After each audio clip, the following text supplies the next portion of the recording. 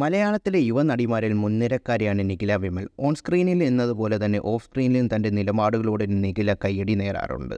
അഭിപ്രായങ്ങൾ മറവില്ലാതെ തുറന്നു പറയുന്നതാണ് നിഖിലയുടെ ശീലം. തുറന്നു പറച്ചിലുകൾ മൂലമുണ്ടാകുന്ന വിവാദങ്ങളെ നിഖില നേരിടുന്ന രീതിയിലും പലപ്പോഴും പ്രശംസിക്കപ്പെട്ടിട്ടുണ്ട്. മലയാളത്തിൽ മാത്രമല്ല തമിഴിലും സാന്നിധ്യം അറിയിച്ചിട്ടുള്ള നടിമാരിൽ ഒരാളാണ് നിഖില വിമൽ. കോമഡി കൈകാര്യം ചെയ്യുന്നതിലും മികവ് തെളിയിച്ചിട്ടുള്ള ചുരുക്കം നായികമാരിൽ ഒരാൾ കൂടിയാണ് നിഖില. ഇപ്പോഴുള്ള തൻ്റെ കരയിലെ തുടക്കകാലത്തെക്കുറിച്ച് നിഖില പറഞ്ഞ വാക്കുകൾ ശ്രദ്ധ നേടുകയാണ്. തുടക്കകാലത്ത് താൻ പരാജയങ്ങൾ നേരിട്ടതിനെക്കുറിച്ച് നിഖില സംസാരിക്കുന്നുണ്ട്.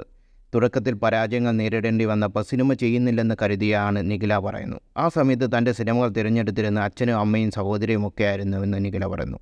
തൻ്റെ കുടുംബത്തെക്കുറിച്ച് നിഖില സംസാരിക്കുന്നുണ്ട്. അമ്മ ഡാൻസ് ടീച്ചറും അച്ഛൻ എഴുത്തുകാരനുമാണ്. അതുകൊണ്ട് സിനിമയിലേക്ക് വരുന്നത് കുടുംബത്തിൽ നിന്ന് വലിയ എതിർപ്പുകളൊന്നും ഉണ്ടായിരുന്നില്ല.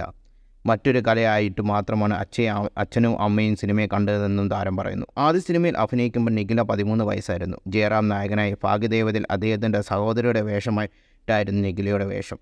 ബാലതാരമായി കരിയർ ആരംഭിച്ച നിഖില നായികയാവുന്ന ലവ് 24x7 എന്ന സിനിമയിലൂടെയാണ്. തുടക്കത്തിൽ എൻ്റെ ചിത്രങ്ങൾ തിരഞ്ഞെടുത്ത് അച്ഛനും അമ്മയും അല്ലെങ്കിൽ ചേച്ചിയോ കസിൻസോ ഒക്കെ ആയിരുന്നു. അങ്ങനെയുള്ള സിനിമകൾ കുറച്ചോർത്ത് ആദ്യമൊക്കെ കുറ്റബോധം തോന്നിയെങ്കിലും പിന്നീട് സിനിമകൾ തിരഞ്ഞെടുക്കാൻ ഞാൻ പഠിച്ചത് ആ തെറ്റുകളിൽ നിന്നാണ് തിരിച്ചറിയുമ്പോൾ കുറ്റബോധം പോയി എന്നാണ് നിഖില പറയുന്നത്. ഇപ്പോഴും തനിക്ക് മാനേജറില്ല. സിനിമകൾ തിരഞ്ഞെടുക്കുന്നതും പേയ്മെൻറ്റിനെക്കുറിച്ച് സംസാരിക്കുന്നതും കോർഡിനേറ്റ് ചെയ്യുന്നതും എല്ലാം ഞാൻ തന്നെയാണെന്ന് നിഖില പറയുന്നു.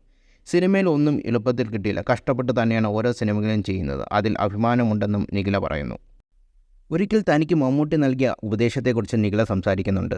ഒരു സിനിമ ഹിറ്റായതിനു ശേഷം ഒരിക്കൽ മമ്മൂട്ടിയെ കണ്ടിരുന്നു. എന്ത് ചെയ്യുന്നു എന്ന് ചോദിച്ചു. ബ്രേക്കിലാണ് എന്നും ഞാൻ മറുപടി പറഞ്ഞു. എന്തുണ്ടായിട്ട് എന്നായിരുന്നു അദ്ദേഹത്തിൻ്റെ മറുചോദ്യം. എന്ത് നേടി എന്ന് കരുതിയാണ് നീ ബ്രേക്ക് എടുക്കിയതെന്ന്. ഇപ്പോൾ നീ ബ്രേക്ക് എടുത്താൽ പിന്നെ എന്ത് ബ്രേക്ക് എടുത്താൽ മാറി നിൽക്കാനാകും നല്ലത് എന്ന് അദ്ദേഹം പറഞ്ഞു. എനിക്ക് വലിയൊരു തിരിച്ചറിവായിരുന്നു അത്.